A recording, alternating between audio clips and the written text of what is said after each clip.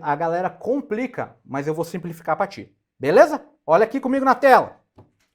Quando entender necessário, pode o Conselho Deliberativo solicitar ao Ministério Público que requeira ao juiz a concessão de medidas cautelares direta ou indiretamente relacionadas à eficácia de proteção. Então você vai ter o programa de proteção à testemunha, vamos supor, você vai ter uma escolta levando a vítima da casa para o trabalho, mas mesmo assim o Ministério Público pode solicitar que tenha uma medida protetiva contra quem está fazendo a coação ou a ameaça. É isso que está dizendo o artigo 8º aqui.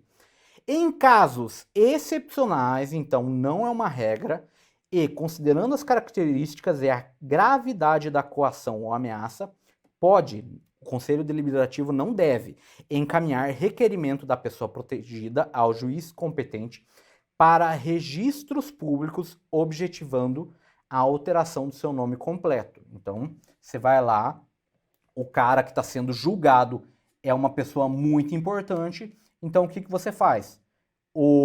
Você requer ao juiz que vá aos registros públicos e modifique o nome completo de quem está sofrendo a coação. Aí a gente já começa a participar um negócio um pouco mais de filme. Então vai mudar o nome completo da vítima ou da testemunha. A alteração do nome completo pode se estender às pessoas mencionadas no parágrafo 1º do artigo 2º, inclusive filhos menores, e será precedida de Nossa, é muita letra. Precedidas de providências necessárias ao resguardo de direito de terceiros. Então olha aqui. O que está falando aqui? Cara, se a grave ameaça ou coação for gigantesca, que é um figurão lá muito importante, e vai dar ruim, o Ministério Público pode solicitar ao juiz que vá ao registro público,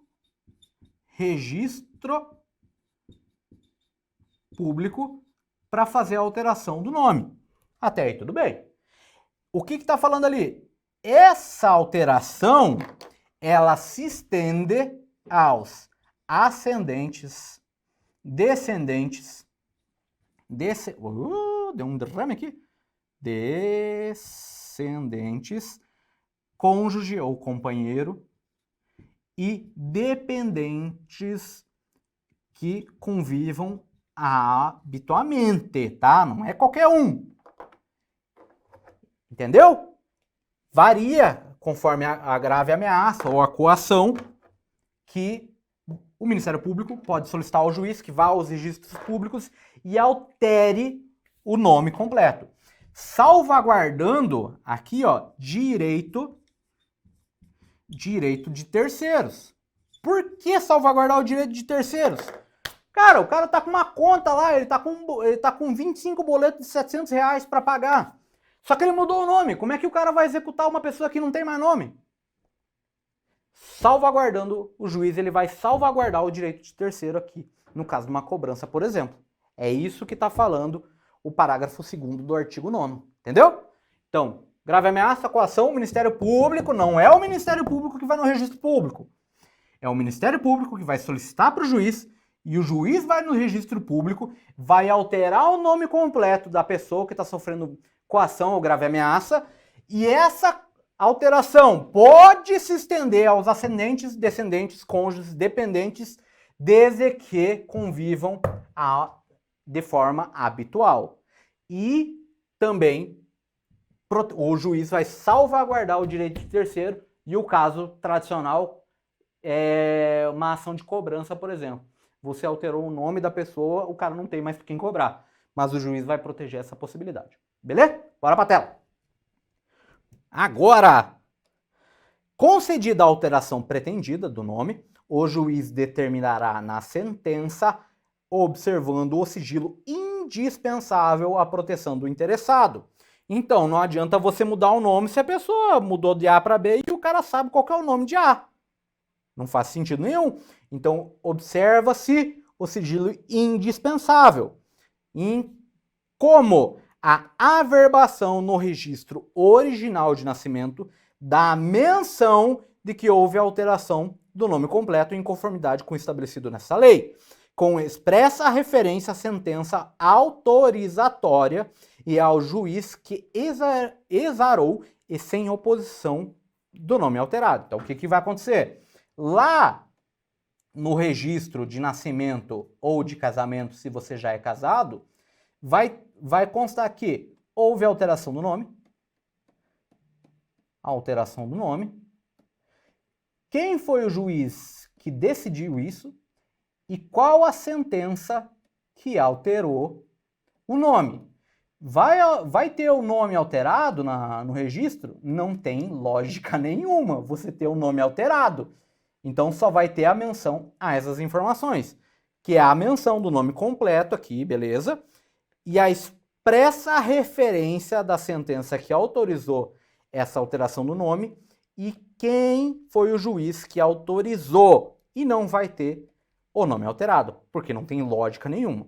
A determinação de órgãos competentes para o fornecimento de documentos da alteração, a remessa da sentença ao órgão nacional competente para o registro único de identificação civil, cujo procedimento obedecerá às necessárias restrições de sigilo. Então, tudo está sendo feito aqui para alterar o nome da testemunha ou vítima. O Conselho Deliberativo, resguardando o sigilo das informações, manterá controle sobre a localização do protegido cujo nome tenha sido alterado. Então, se você vai alterar o nome, cara, muito provavelmente você vai alterar o seu local de convívio. Entendido? E quem que vai saber onde que está a pessoa protegida? O Conselho Deliberativo, claro, se resguardando ali o sigilo de todas as informações. Vamos lá. Cessada. Acabou a coação. O cara morreu ou foi condenado. Alguma coisa nesse sentido. Cessada a coação ou ameaça que deu causa à alteração, aqui, ficará facultado o protegido solicitar ao juiz competente o retorno à situação anterior, que é o seu nome original de volta, com alteração pelo nome original em petição que será encaminhada ao Conselho Deliberativo e também terá a manifestação prévia do Ministério Público. Cara, a gente tem um monte de situação aqui, ó.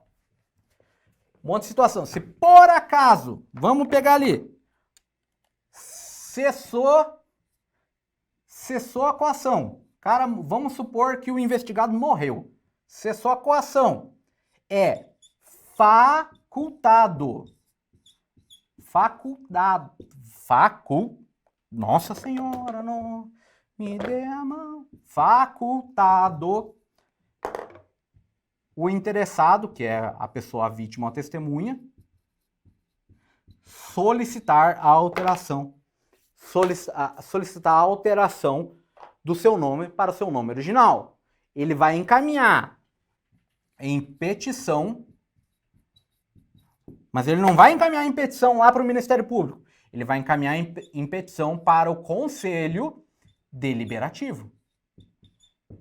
Tem? Por que eu estou falando isso aí? Porque a prova vai vir, encaminhar a petição lá para o Ministério Público, encaminhar a petição para o Judiciário, encaminhar a petição para a autoridade policial. Não! Você vai encaminhar a petição para o Conselho Deliberativo e vai ter uma prévia manifestação do Ministério Público. Aqui o Ministério Público fala. Mas você não vai requerer, não vai peticionar para o Ministério Público. Você vai peticionar para o Conselho Deliberativo e vai ter uma prévia manifestação do Ministério Público. Essa lógica de informação tem que estar muito certinho na tua cabeça. Por isso que eu coloquei ele no quadro. Entendeu? Bora para a tela. A exclusão de pessoa protegida do Programa de Proteção a Vítimas e a Testemunha pode ocorrer a qualquer tempo. Quem que pode solicitar? O próprio interessado, que ele não quer mais, por decisão do Conselho Deliberativo, quando foi cessado os motivos que ensejarão a proteção. Aqui, ó, um exemplo, e a conduta incompatível do protegido. O cara é extrovertido, quer bagunçar, o conselho deliberativo vai falar o seguinte: ah, você é da baguncinha? Então te vira aí, beleza? 11. A proteção oferecida pelo programa terá duração máxima de 2 anos. Então, ó, regra. Qual que é o prazo máximo de proteção à testemunha? Regra, 2 anos. Mas, Mateus, a gente está no mundo do direito, não tem exceção? Claro que tem. Em circunstâncias excepcionais, perdurando os motivos que autorizam a admissão à permanência, a proteção pode ser prorrogada. Em casos excepcionais, claro. Fica instituído no âmbito do órgão do Ministério da Justiça, com atribuições para a execução da política de direitos humanos, o Programa Federal de Assistência a Vítimas e a Testemunhas Ameaçadas, a ser regulamentado pelo decreto do Poder Executivo. Bora! Pode o juiz de ofício, então ele pode de ofício ao requerimento das partes. Então, se ele quiser, por conta própria, porque ele é proativão, ou se a parte solicitar, conceder perdão judicial e consequente extinção da punibilidade ao acusado que, se ele for primário, tenha colaborado efetiva e voluntariamente com a investigação e o processo criminal, desde que a colaboração tenha o resultado de identificação dos demais coautores e partícipes na ação criminosa, a localização da vítima e a sua integridade física tenha sido preservada, a recuperação total ou parcial do produto do crime. A concessão do perdão judicial leva em conta a personalidade do beneficiado e a natureza, circunstância, gravidade da repercussão social do fato criminoso. Esses quesitos aqui são cumulativos, você tem que ter todos. Não. Se for identificado, se você conseguir aqui, o juiz pode, cara, vai ser caso a caso.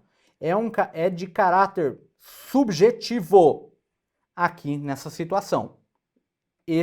Por isso que aqui você coloca que a concessão do perdão judicial leva em conta todos esses quesitos aqui. Por isso que a gente fala que ele é subjetivo. 14. O indiciado ou acusado que colaborar voluntariamente com a investigação policial e o processo criminal, na identificação dos demais coautores ou partícipes do crime, na localização da vítima com vida e na recuperação total ou parcial do produto do crime, no caso de condenação, terá a pena reduzida de 1 a 2 terços. Aqui a gente está falando de uma coisa muito diferente. Perceba que aqui no caso aqui, a gente está falando que o juiz pode, a requerimento das partes, conceder perdão judicial para quem? Ao acusado que é primário, tendo colaborado efetivo e voluntariamente com a investigação. Entendeu? Aqui o cara é primário e tem esses quesitos aqui que podem ser cumpridos.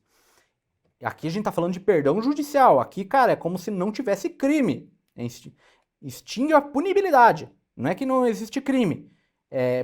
Exclui a possibilidade de punição do Estado. Então, se ele for primário e tudo, o juiz pode de ofício ou solicitando a parte, solicitar o perdão judicial. Aqui no 14, o indiciado que for acusado, ele não é primário.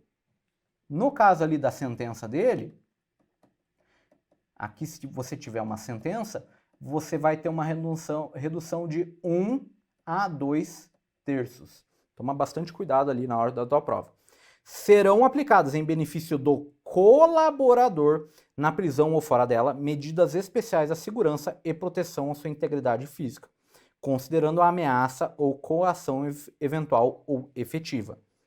No caso do colaborador estiver em prisão temporária, preventiva ou em decorrência de flagrante delito, o colaborador será custodiado em dependência separada dos demais presos para você não ter uma repercussão negativa. Durante a instrução criminal, pode o juiz competente determinar em favor do colaborador qualquer daquelas medidas previstas no artigo 8º ali, que são aquelas possibilidades ali. No caso do cumprimento da pena em regime fechado, pode o juiz criminal determinar medidas especiais que propiciem a segurança do colaborador em relação aos demais apenados. Então, aqui, quando você está em regime fechado, é a mesma coisa. Você pode colocar ali e colocar ele em cumprir o regime separado dos demais presos para você evitar uma possibilidade de retaliação. A União pode utilizar estabelecimentos especialmente destinados ao cumprimento de pena de condenados que tenham prévia e voluntariamente prestados a colaboração de que trata essa lei. Entendeu? Então, o que está falando aqui? Que a União, ela pode ter um local especial só para os bandidinhos, especial só para quem colabora. Isso acontece? Muito difícil, mas é o que está escrito na lei.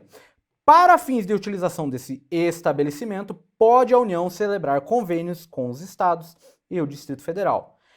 Tem prioridade na tramitação, o inquérito e o processo criminal que figure o indiciado, acusado, vítima, o réu, colaborador, vítima ou testemunha protegida pelo que trata essa lei. O que está dizendo aqui na lei? Ó, prioridade. O que é o atendimento prioritário? O processo ali, e tanto o processo policial, que é o inquérito policial, né? E o processo criminal ali, e quando a gente fala processo criminal, aí a gente já está falando de judiciário. São duas coisas distintas. O processo policial, que é o inquérito policial, tanto o processo policial quanto o processo criminal, eles terão prioridade, eles devem ser resolvidos primeiro quando você tiver testemunhas, por exemplo, que estão no programa. O que quer dizer isso? Cara, o programa de proteção à testemunha é um programa que ele custa muito. Então, qual que é a lógica? Resolve essa porra de uma vez, que daí vai deixar de custar. Então, por isso que eles têm prioridade. Claro, cara, eu tô pensando num ponto de vista mais objetivo. Claro que uma testemunha que está sob o programa de proteção tem a questão psicológica dela, cara, ela não sabe o que pode acontecer, porque ela está sofrendo grave ameaça, está sofrendo coação. Tem, mas vamos pensar do lado mais objetivo? Cara, esse programa custa dinheiros. Então, o que o Estado quer? Ele não quer gastar muitos dinheiros. Então, por isso que ele dá prioridade nos processos em que você tem alguma vítima, uma testemunha, algum réu colaborador que está no programa de proteção a testemunhas. Entendido? Bora pra tela.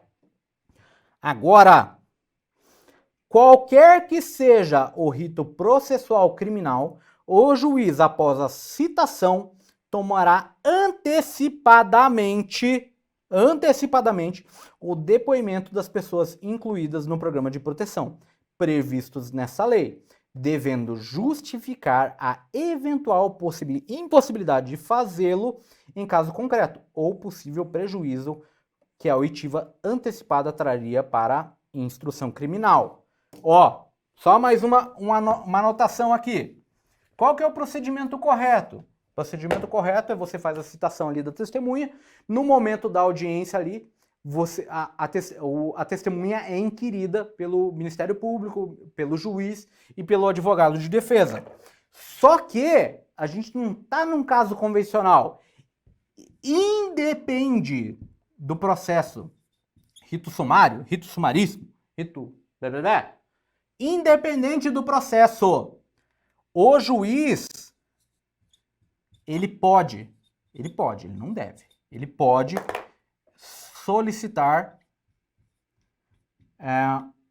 solicitar antecipadamente o testemunho. Por quê? Cara, vamos pensar na realidade. Cara, a pessoa já está sofrendo uma coerção gigantesca, ela já está sofrendo uma ameaça gigantesca. Vamos supor que o cara é muito poderoso, quem está cometendo o crime e quem está coagindo essa testemunha. Vamos supor que ele tem muito mais recursos que o Estado. Não que isso aconteça. Vamos dizer que ele tenha. O juiz verificando esse caso concreto, cara, ele pode entender que, cara, por mais que o cara esteja no programa de proteção à testemunha, esse figurão aí pode deixar essa testemunha. E essa testemunha pode morrer. E aí, a testemunha é uma testemunha-chave para a conclusão do processo. Cara, é só essa testemunha que vai resolver o processo, é o depoimento dela. Cara, o juiz ele vai colher o testemunho dessa pessoa antecipadamente? Vai, cara, vai. É isso que está falando o parágrafo único aqui, entendeu? É isso que vai estar falando a lei. O juiz ele pode antecipadamente solicitar o testemunho, colher o testemunho antecipado, que não é o correto quando a gente está falando em processo criminal. Tem todo um rito certinho. Mas no caso de eventual prejuízo para o processo, ele pode antecipar o testemunho ali em alguém que está sobre o programa de proteção à testemunha ou vítima, tá? O que fala ali o artigo 20 para finalizar? O artigo 20 fala que tudo que for de custos do programa de proteção à testemunha será organizada com um orçamento ali, que eles falam ali, correrão por conta da dotação consignada no orçamento. É isso que está falando o artigo 20. Então, última revisão. É um programa de vítima, mas não é só vítima, ou testemunha que esteja sofrendo ameaça, grave ameaça, eu te ameaço. Se tu não estudar, você vai reprovar. Isso é uma ameaça. Agora, a gente tá falando de grave ameaça. Grave ameaça. Então, é um programa de proteção à vítima, à testemunha, que esteja sofrendo grave ameaça ou coação em que as medidas convencionais não são suficientes. Como outras medidas, por exemplo, você pode alterar o nome completo. Lembra? Quando você alterar o nome, essa decisão pode, não deve, se estender ao seu ascendente, companheiro, descendente, dependente que tenha convívio habitual. Isso pode se estender, não é necessário. Outra medida que você pode ter, uma escolta da pessoa, da casa ao trabalho, do trabalho para casa. Ou, a pior da situação, você muda o nome completo da pessoa, muda o local da pessoa, leva a família inteira junto, a pessoa é autônoma e o Estado ainda vai prover recursos financeiros para que ela consiga sustentar a família. Depois que cessa a coação, o cara foi preso e tudo, não tem mais coação ou grave ameaça, volta tudo ao normal, e a pessoa pode requerer para o Conselho Deliberativo, com prévia manifestação do Ministério Público, a volta para o seu nome original. Lembra, o Ministério Público requer ao juiz, o juiz vai nos registros públicos, faz a alteração, o que ele faz lá? Ele coloca que teve uma sentença judicial autorizatória que vai compor qual o nome da sentença, quem foi o juiz que autorizou essa sentença, e só vai colocar uma observação lá. Ó, o nome foi alterado. Não vai ser idiota e vai colocar o nome lá que foi alterado lá na certidão de nascimento, por exemplo. Você não vai ser louco de fazer isso. Lembra de todas as informações. Lê o material que eu coloquei lá, que lá tá tudo explicadinho, bonitinho para você. É uma lei simples que vocês gostam de complicar. Vai ficar tudo bem. Você vai fazer o seguinte, você vai vir comigo e você vai vir com o Alphacom, que vai ficar tudo bem. tá? Então, estuda, cara, vai dar tudo certo, lê essa lei e é isso que eu tinha para passar para vocês no dia de hoje. Beleza? Fica comigo e fica com o AlphaCom que vai ficar tudo bem. Um abraço!